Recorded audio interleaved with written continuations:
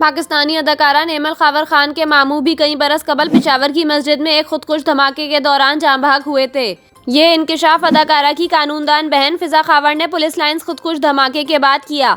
उन्होंने बताया कि जब मैं 12 साल की थी तब मेरे मामू पेशावर की मस्जिद में खुदकुश धमाके में मारे गए थे। वो मस्जिद इससे ज्यादा दूर नहीं जिसे दहशतगर्दों ने ताज़ा हदफ बनाया है।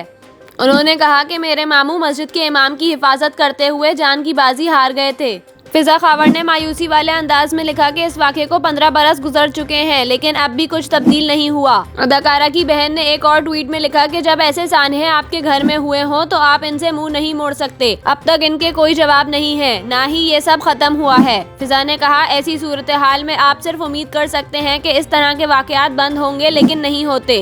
हुक्मरान इक़्तिदार में एक के बाद एक आते हैं लेकिन कोई भी इन वाक़यात को ख़त्म नहीं कर पाता, या शायद वो करना ही नहीं चाहते। वाज़ेह रहे कि पेशावर के इलाके सदर पुलिस लाइन्स में 30 जनवरी को नमाज ज़ोहर के दौरान खुदकुश हमला किया गया जिसमें 100 से ज़ायद अफराद शहीद हुए।